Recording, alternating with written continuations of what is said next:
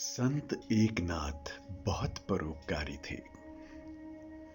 वे महान संत थे, लेकिन उनके आचरण, व्यवहार और वाणी में कोई दिखावा नहीं था। वे मूलतः महाराष्ट्र से थे, परंतु उनके नेक कामों की सुगंध पूरी दुनिया में फैली। एक बार संत एकनाथ के मन में यह विचार आया कि प्रयाग जाकर त्रिवेणी में स्नान किया जाए और त्रिवेणी का पवित्र जल कांवड़ में भरकर रामेश्वरम में चढ़ाया जाए।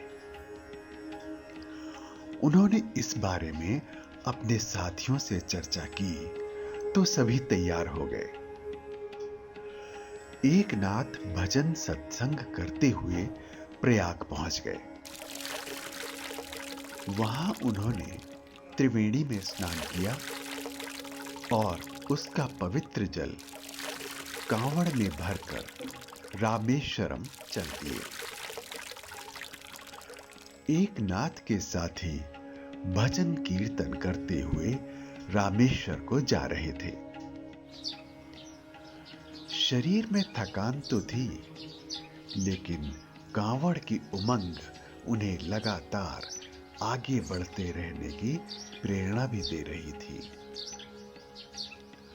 चलते चलते वे रामेश्वरम के बहुत निकट पहुंच गए। नगर में प्रवेश करने से पूर्व सभी साथियों ने निर्णय किया कि थोड़ी देर यहां विश्राम किया जाए। सभी विश्राम करने लगे। उस जगह के नजदीक एक गधा भी लेटा हुआ था।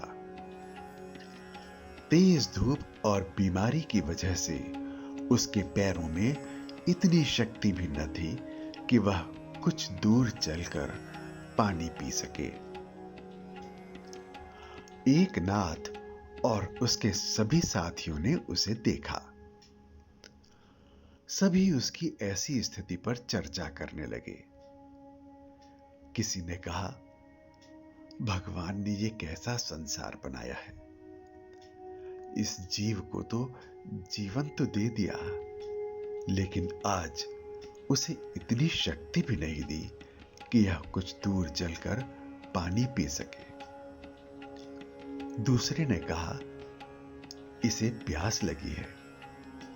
अगर कोई पशुओं के लिए यहां पानी की व्यवस्था करा दे तो उसे कितना पुण्य प्राप्त हो। लेकिन इस प्राणी के भाग्य में तो पानी भी नहीं लिखा है। सभी अपनी अपनी राय देकर स्थिति को कोस रहे थे।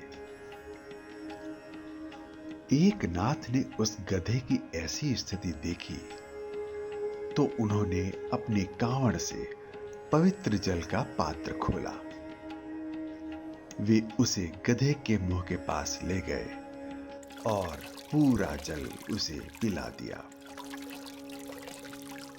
गर्मी के मौसम में ऐसा पवित्र जल पीकर उस प्राणी की स्थिति में सुधार हुआ और वह उठकर चला गया। उसके नेत्रों में कृतज्ञता के आंसू थे। कहते हैं कि उस समय एकनाथ को ईश्वरीय वाणी सुनाई। एकनाथ, इस जीव पर दया कर, तुमने महान पुण्य का कार्य किया है।